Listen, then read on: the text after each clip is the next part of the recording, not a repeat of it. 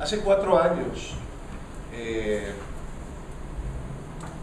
tuve el desafío de mudarme de Barquisimeto a la ciudad de Valencia, luego de desarrollar 10 años trabajando como pastor general de las iglesias cristianas Discípulos de Cristo en Venezuela.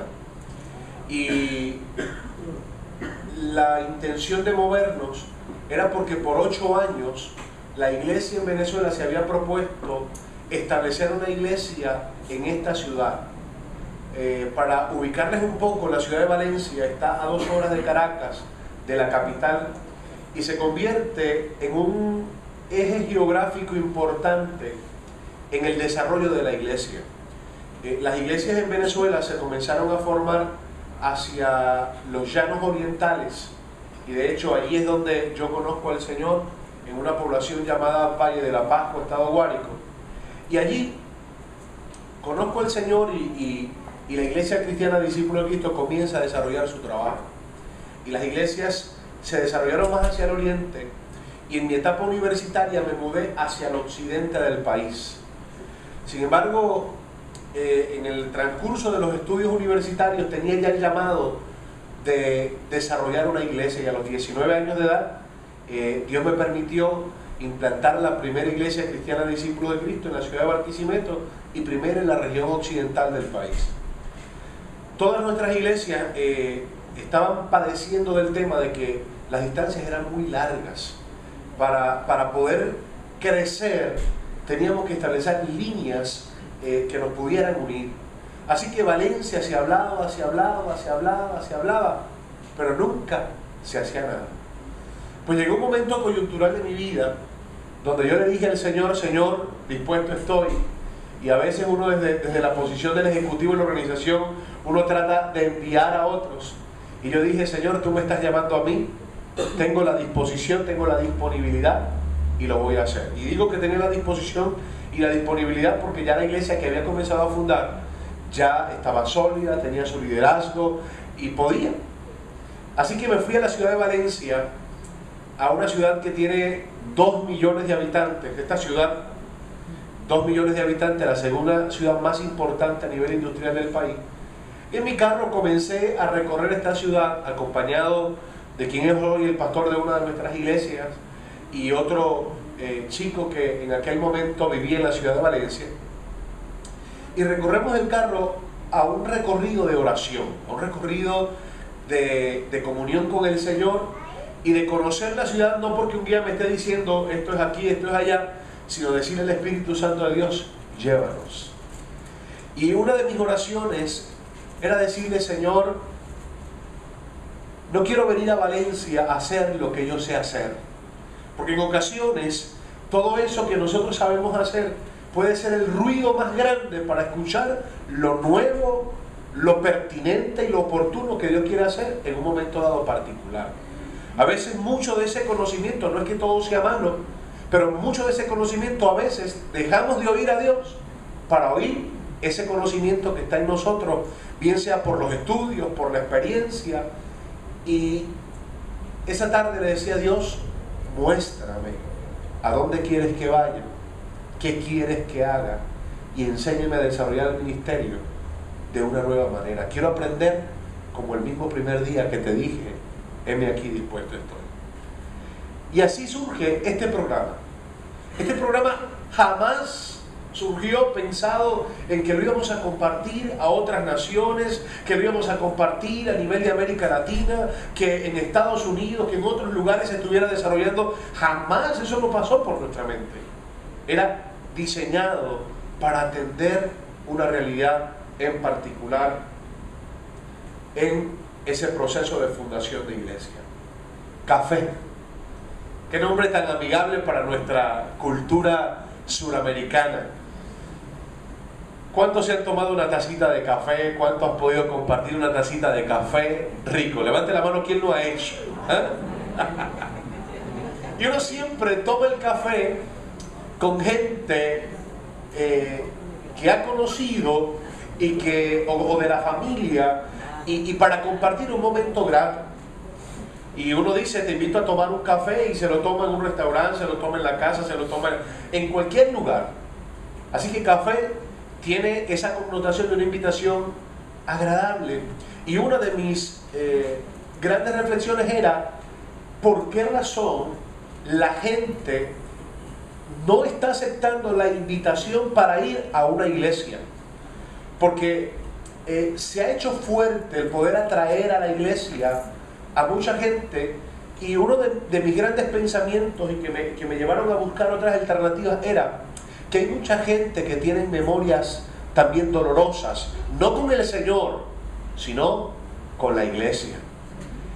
La diversidad de religiones, la diversidad de denominaciones, la diversidad de criterios y de guerras teológicas que se han desarrollado por la historia han hecho que la iglesia como tal, aunque tiene el contenido más poderoso y más grande del mundo, sea un lugar inapetente para la gente regular.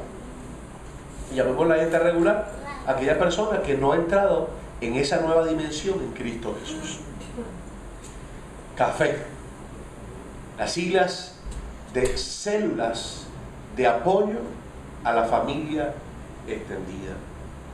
La iglesia no puede desarrollar su misión divorciada de las realidades y necesidades de la gente. Por lo tanto, debe definir tres grandes interrogantes. Número uno, ¿cuáles son los males que aquejan su entorno? Número dos, ¿cómo puede tener un acercamiento efectivo que le permita desarrollar su misión? Y tres, ¿qué herramientas y servicios debemos proveer para dar respuesta a las grandes necesidades de la gente de tal manera que podamos provocar la sanidad y por ende la transformación de nuestro pueblo?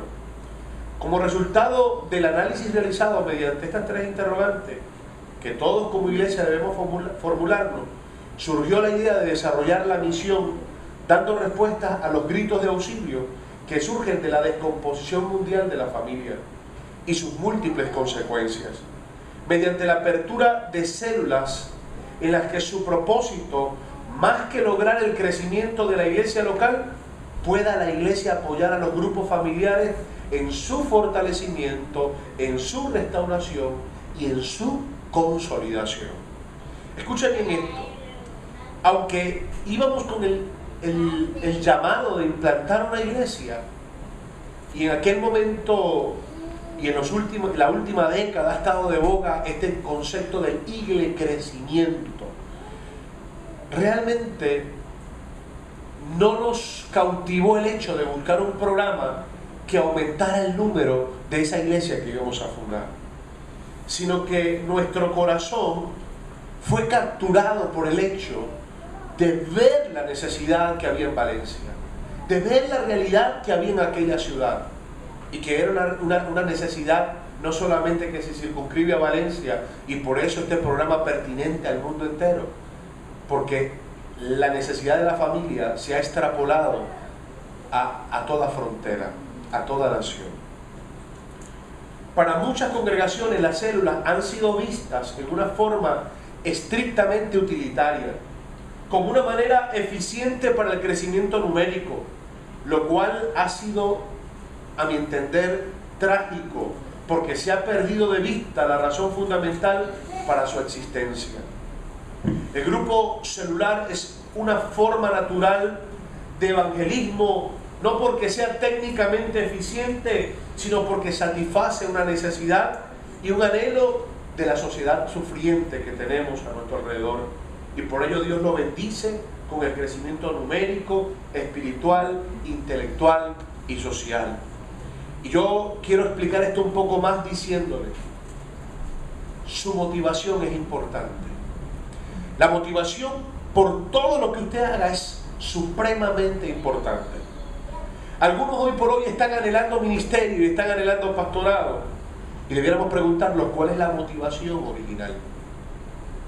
Es que me gusta esa profesión por el lugar donde se ubican los pastores. Me gusta esa profesión porque allí me da la oportunidad de hablarles y enseñarles a la gente. O porque Dios ha hecho un llamado a mi vida para entregar mi vida por las ovejas por las vidas que lo están necesitando. Y esto, lo de las motivaciones, es tan fundamental, porque de allí, eso lo escudriña el Señor. Eso no lo puede conocer todo el mundo, pero eso sí lo conoce el Señor. Y con mucha tristeza debo decir, deben recordar, mi trabajo como pastor general me permitió viajar por muchos lugares, me permitió sentarme con pastores. Y el tema del crecimiento ha sido un tema que ha frustrado a muchos pastores en el ejercicio, y donde se han visto como pastores ineficientes a causa de que no tienen 10.000 o 20.000 personas en la iglesia como otros lo pueden tener. Y han estado evaluando el desarrollo del llamado particular de su ministerio en base a los números que el mundo exterior y la misma iglesia están colocando como estandartes de éxito. Así que Café, dejo bien claro, no nació como un programa de crecimiento. Hemos denominado estos grupos celulares Café, células de apoyo a la familia extendida, ya que su propio nombre identifica claramente el propósito de que dichas células son el espacio que la iglesia propicia con el fin de ayudar a la familia. ¿De qué manera? Número 1, oyendo sus necesidades y realidades. 2, acompañándoles en sus procesos, llámense pruebas o llámense celebraciones. Y número 3, tener la oportunidad de proveerles las herramientas que Jesucristo nos dejó para rescatar y mejorar la calidad de vida por la eternidad. ¿Por qué direccionar el trabajo hacia la familia? Actualmente existen círculos de terapia grupal dirigidos a la mujer, al adolescente, al alcohólico, al narcótico, entre otros, que buscan ayudar en las profundas crisis que el ser humano enfrenta de acuerdo a su necesidad.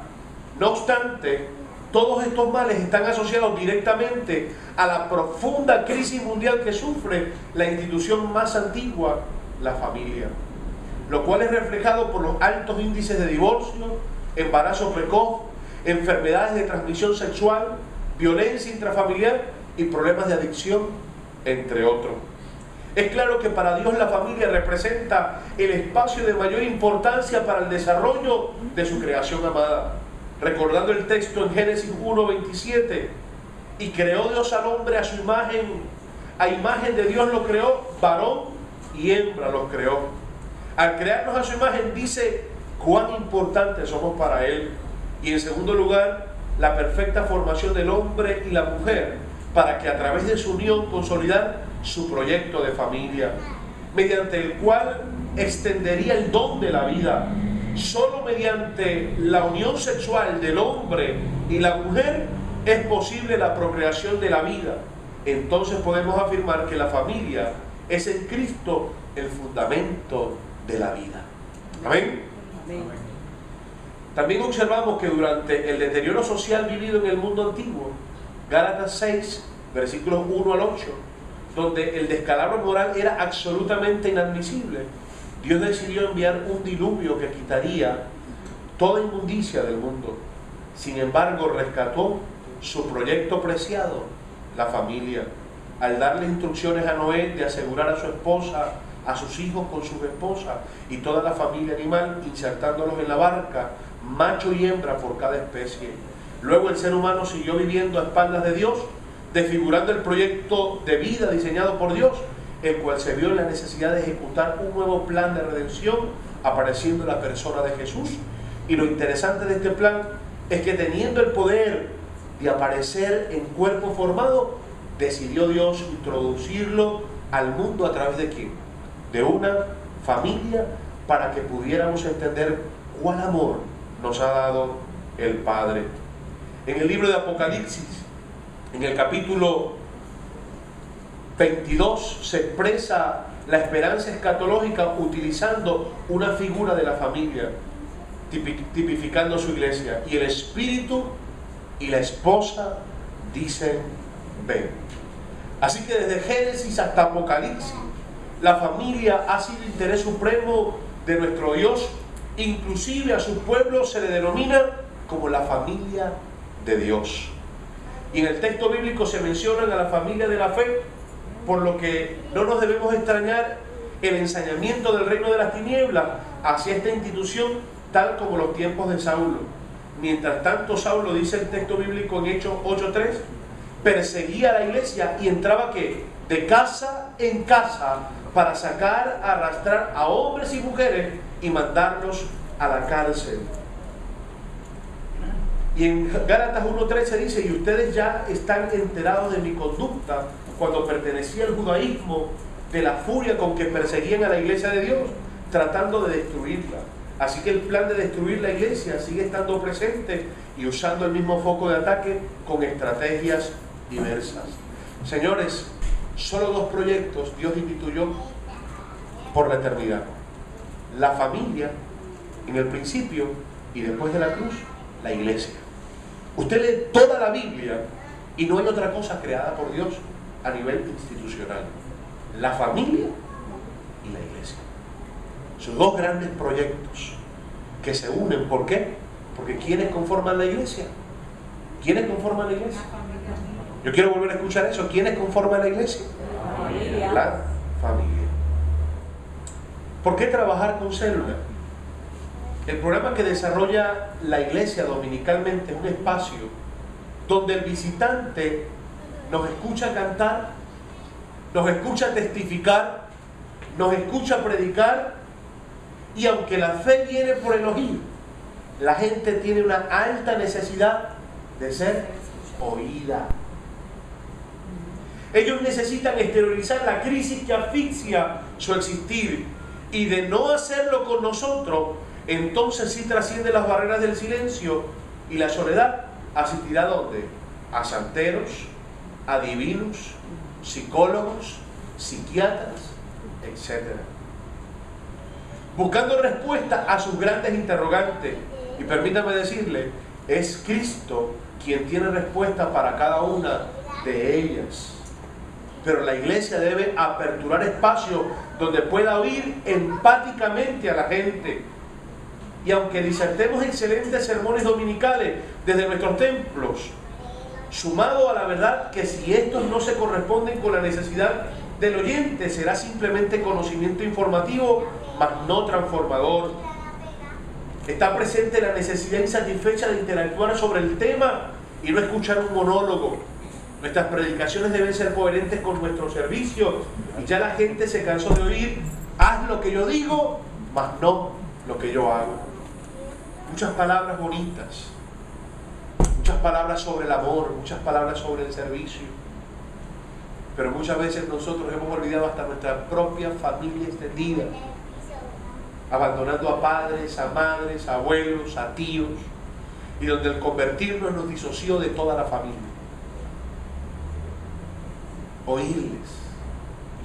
Oírles. En tal sentido, la célula nos permite ese espacio familiar para interactuar con la gente. Claro está, teniendo bien claro que una célula no es un culto pequeño, ni un culto más de la iglesia. Su formato, su dinámica, sus estrategias tienen que estar direccionadas para alcanzar los propósitos antes mencionados. Así que si vamos a oír a la gente, de verdad tenemos que oír a la gente. Claro, en ocasiones hay mucho liderazgo, que en ocasiones no se les permite trabajar en la iglesia, y cuando se le dice: usted va a dar una palabra en la célula, se lleva toda su demostración teológica, bíblica, para ver si de allí salta al púlpito y se lanza tremendo mensaje. Y la hermanita que le permitieron que dirigiera y cantara y no la han aceptado en el coro de la iglesia, ensaya un concierto particular para llevarlo a la casa.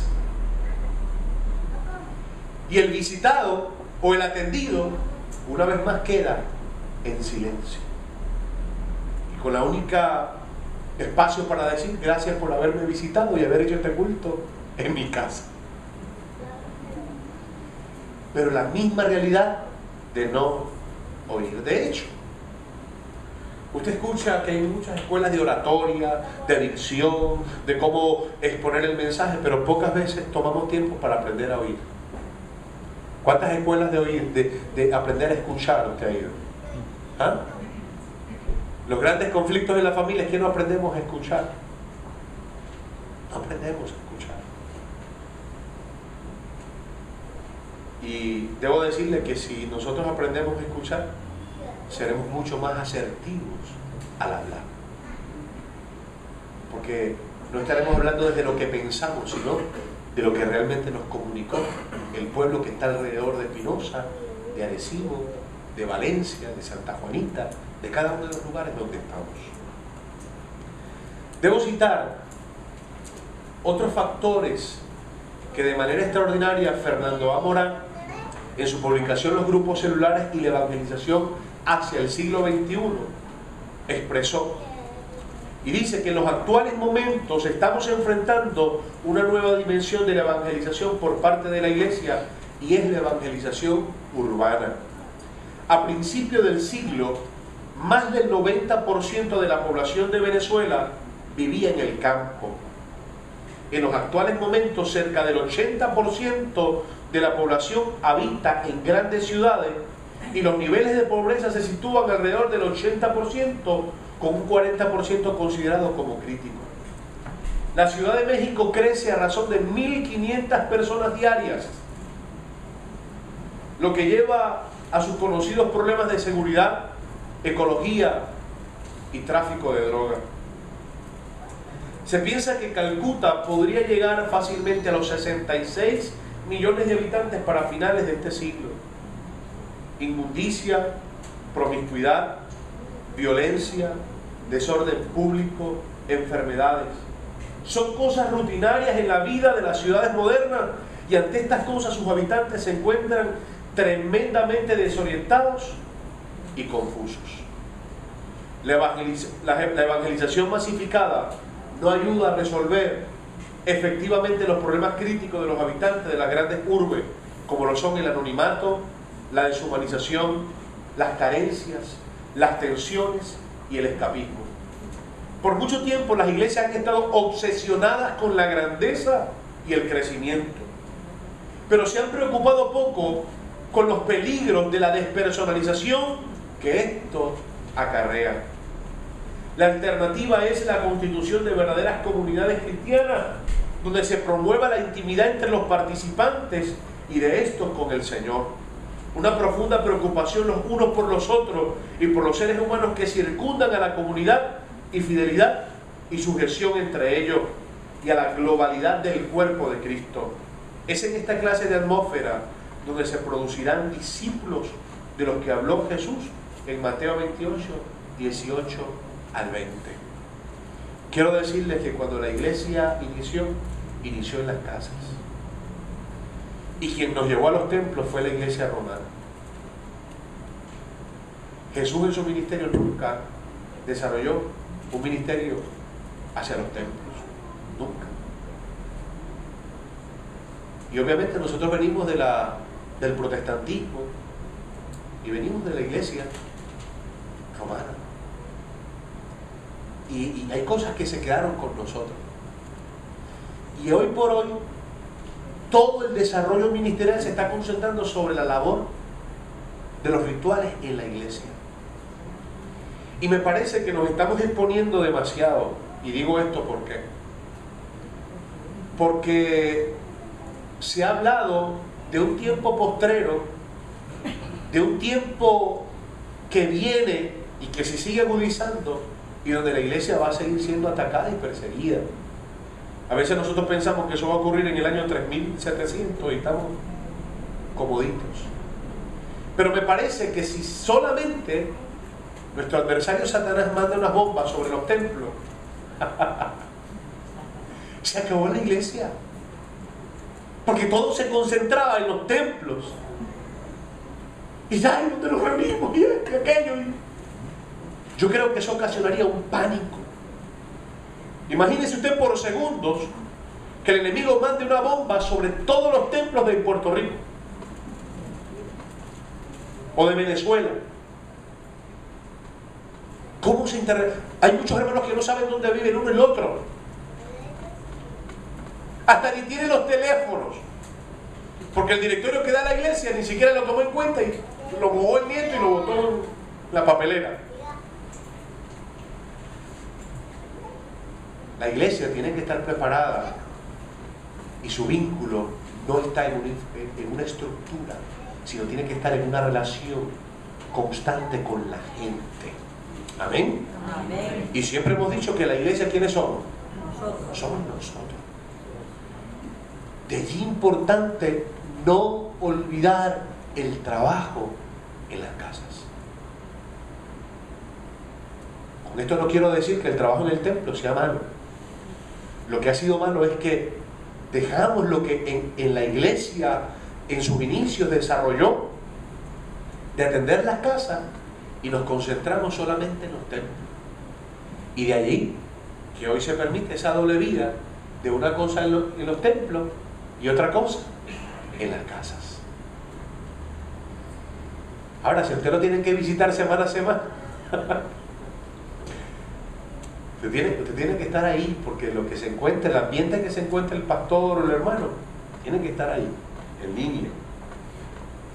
Michael Green nos indica que la utilización de los hogares fue uno de los métodos más importantes para la extensión del evangelio en la antigüedad, ya que debido a la tradición judía y aún romana, el hogar era un ente fundamental de dicha sociedad.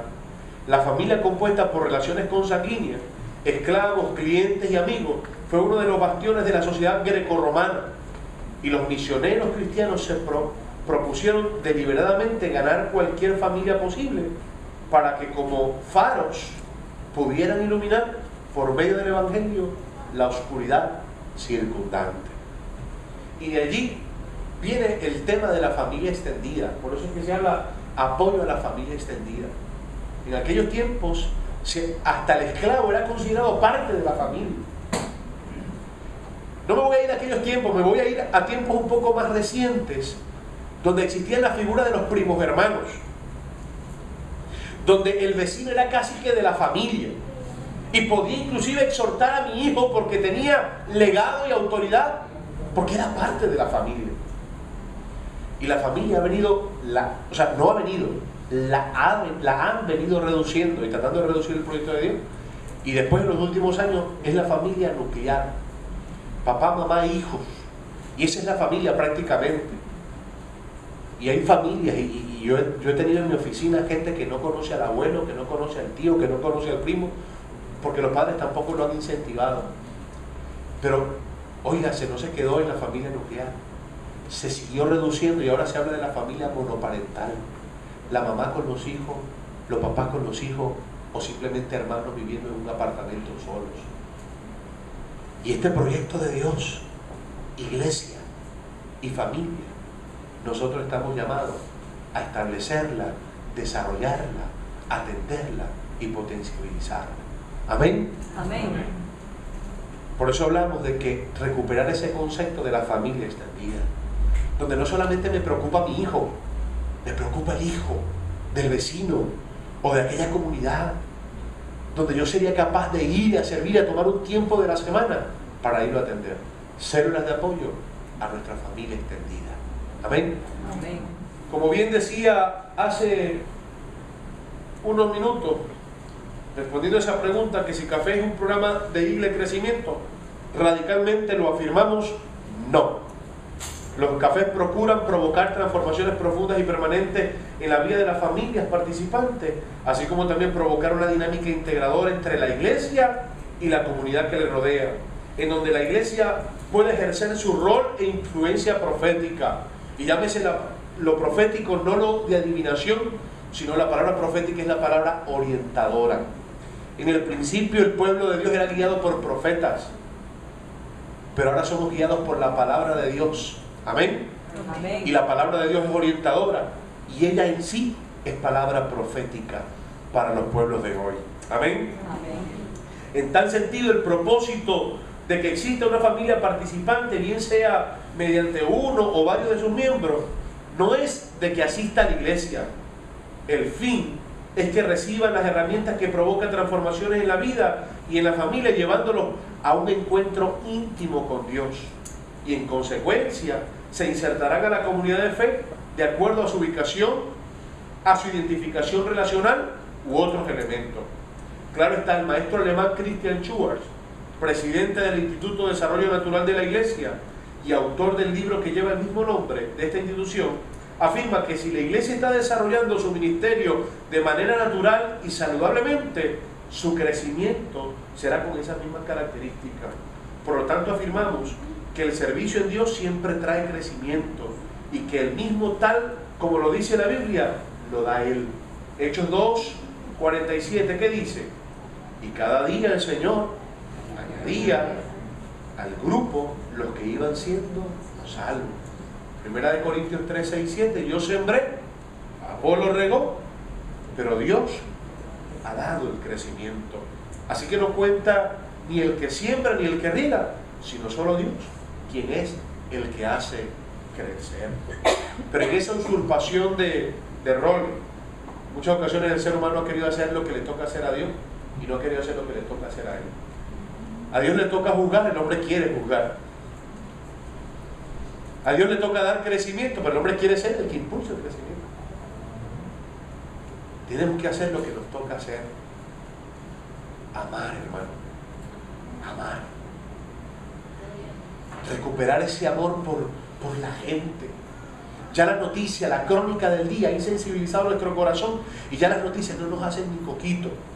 No sé si se entiende eso, pero ya no nos hacen nada. Y usted no podrá alcanzar lo que no ama, hermano. Dios alcanza al mundo entero porque Dios ama al mundo, dice la Biblia. Tenemos que amar al pecador, amar al que se equivoca, amar a la gente. Y este programa tiene en su esencia un trabajo de amor por la gente. No con esa mente capitalista de que yo hago un esfuerzo y necesito ver. Tengo un amigo que me habla de que en su iglesia le colocan metas y de reportes de que al mes, si tú traes tantos líderes, eso es clave para tu desarrollo como líder dentro de la iglesia, porque tienes que tener frutos. Hay un pastor en Valencia, todavía no lo conozco, pero tengo una persona que estaba allí. Le dijo a esta hermana que iba a cancelar el ministerio de atención en los hospitales bajo este argumento, y le decía, hermana, dígame usted, 5 años con el ministerio hospitalario, dígame quién que se ha atendido en el hospital está congregándose aquí en la iglesia, dígame quién.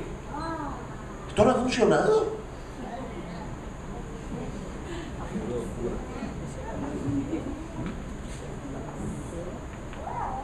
Hasta allí estamos llegando.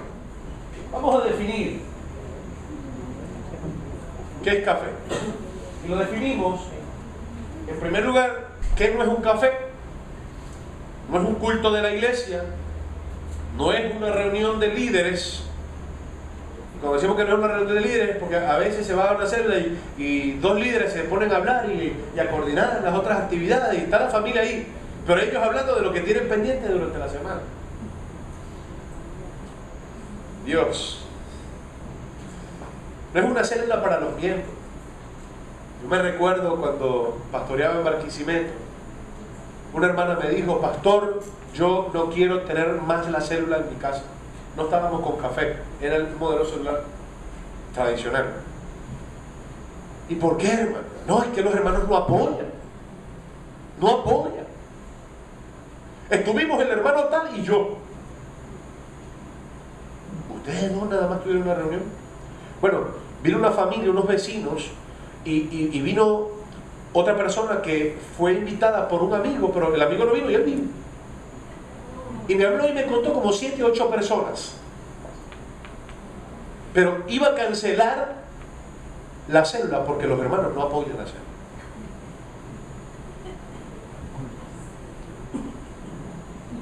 Esto no es algo para los miembros de la iglesia. Esto es para amar a la gente que no va a la iglesia.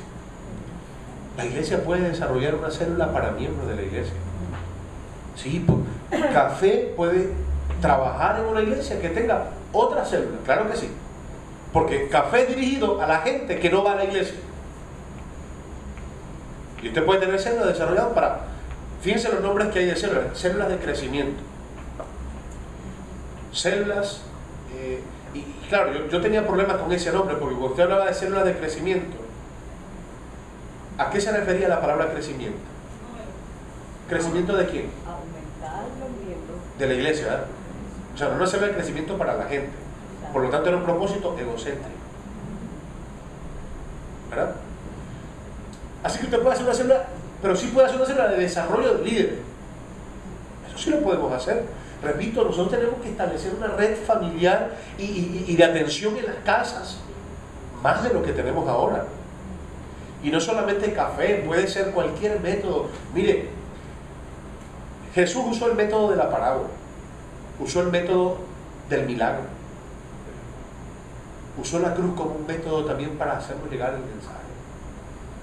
Pero en realidad no son los métodos los que son fundamentales.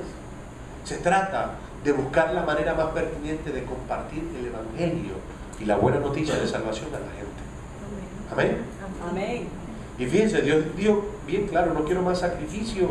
O sea, el tema de la cruz quedó aquí, y Dios dio la capacidad para hacer cosas mayores que las que Él hizo.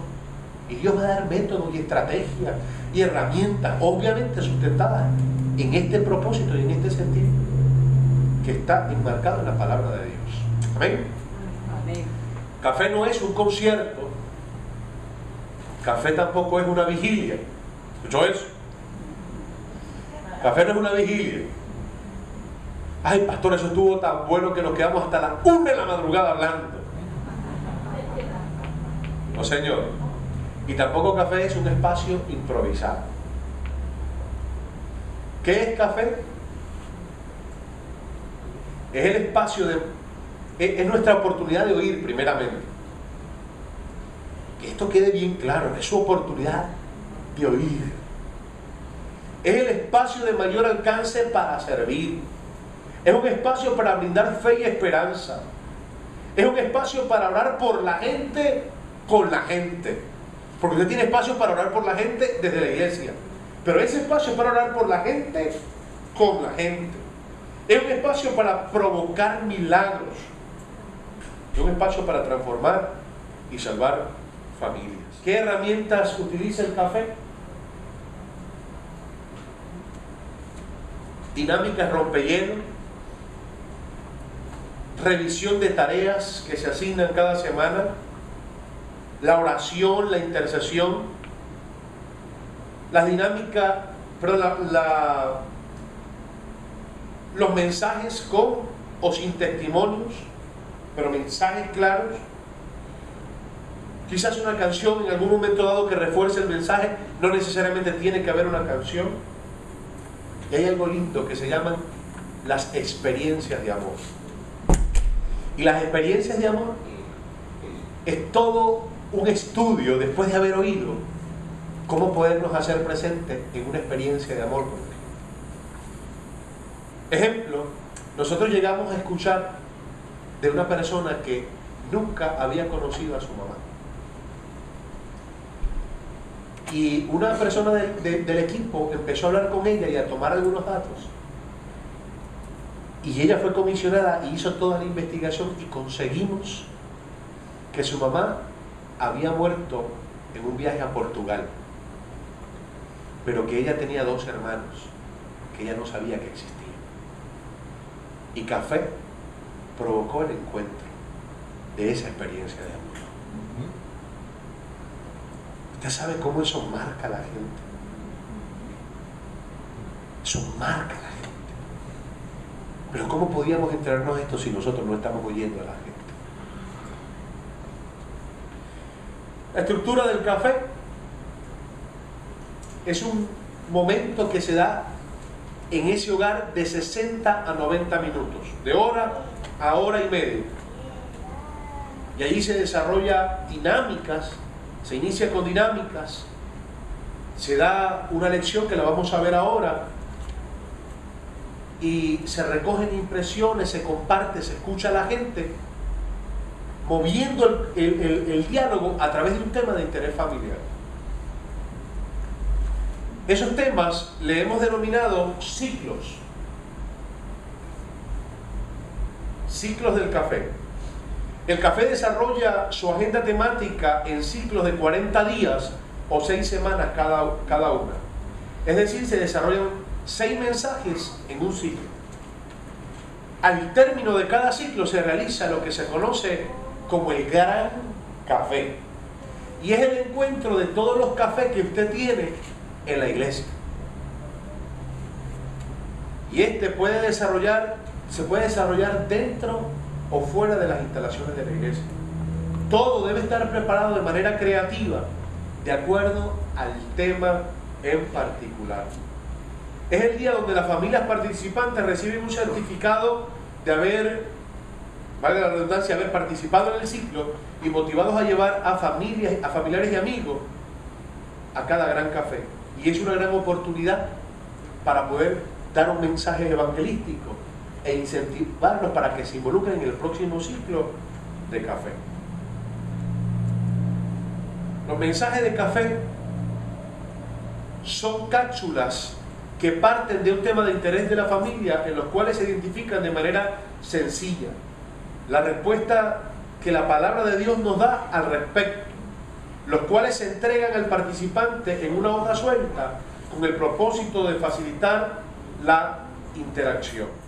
Otro ciclo que pudiéramos colocar como ejemplo es Misión X, conquistando la paz en la familia. Y el eslogan era: cuando una X representa la marca de la victoria.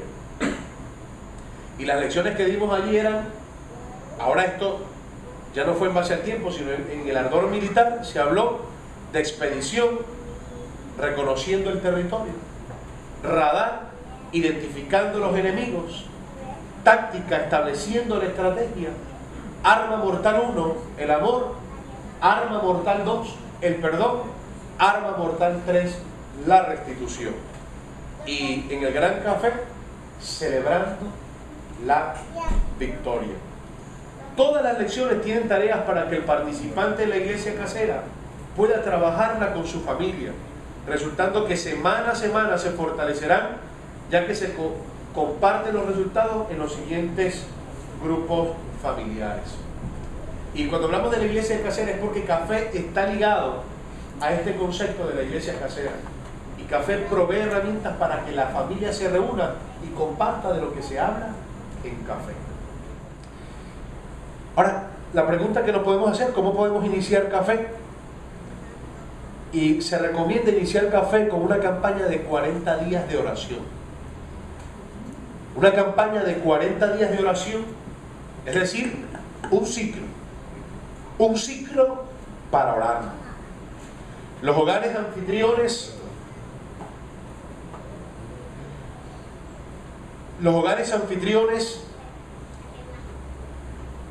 los facilitadores, por los milagros que provocaremos con nuestra intercesión, por las experiencias de amor que Dios nos permite identificar, por todos esos elementos oramos durante esos 40 días. Por el rescate de matrimonios, por el rescate de relaciones de padres e hijos, por la conexión de hombres y mujeres a una relación nueva con Dios. Es un tiempo para orar precioso, para poder provocar esos milagros que pretende café. También en esos 40 días usted debe identificar cuáles serán esos hogares anfitriones. Usted va a arrancar con 2, 3. Identifíquelos, identificar los facilitadores y ir desarrollando esa estrategia invitacional para el ciclo.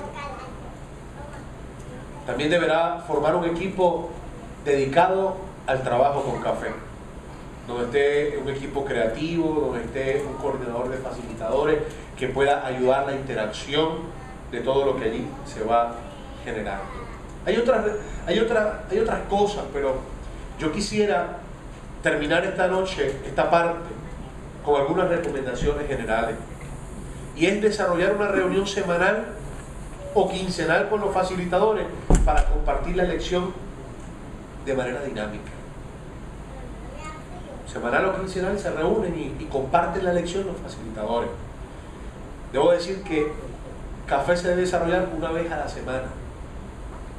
Quienes han tenido la experiencia de hacerlo una vez al mes, el programa no tiene tanta efectividad porque se pierde esa línea de conexión que se quiere provocar. Y cuando usted quiere invitar a un joven, invitarlo a un programa, invítelo a programas cortos. No lo invite a programas largos. Para ellos el tema de la universidad lo ven como una eternidad. Programas cortos.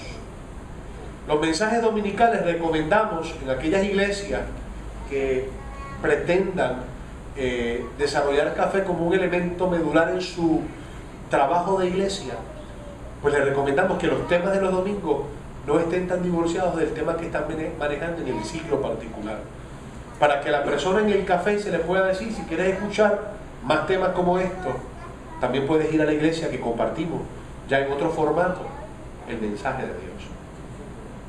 ¿Amén? Lo único que hace café es ubicarnos a un plano de atención con el desarrollo de todos nuestros dones y con esa capacidad de hacer empatía con la gente. Amén.